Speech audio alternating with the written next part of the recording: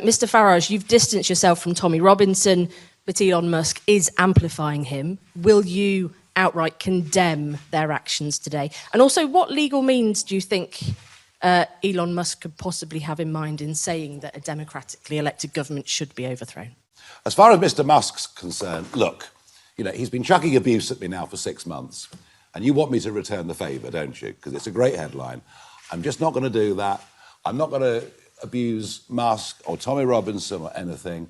We're going to get on with building what we're trying to build. Thank you very much. And Mr Farage, you described some of the majority of the people marching on Saturday as good and decent people, but we've also heard from ethnic minority Britons who were afraid to go out in central London on Saturday. Does that concern you at all? As for the march again on Saturday, look, if some people were offended by it or felt worried by it, then that is a great shame.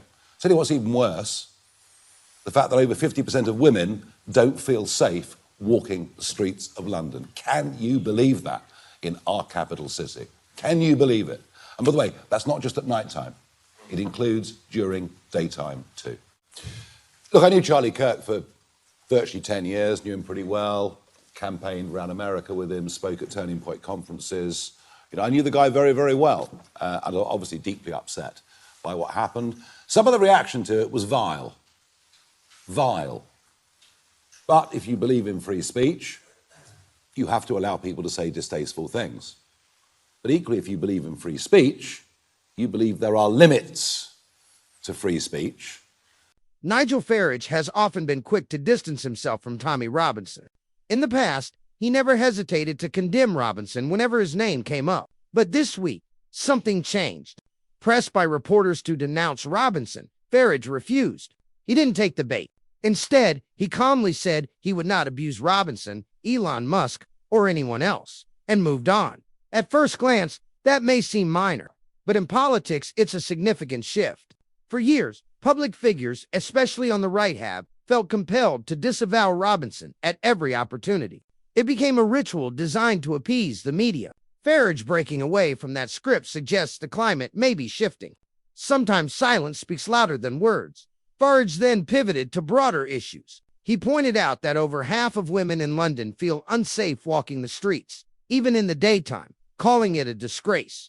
He accused the government of running a two-tier system of policing and justice, one that fails ordinary working people. Meanwhile, the new Home Secretary struck a very different tone, praising peaceful protesters but condemning violent clashes at recent marches that left 26 police officers injured and saw multiple arrests.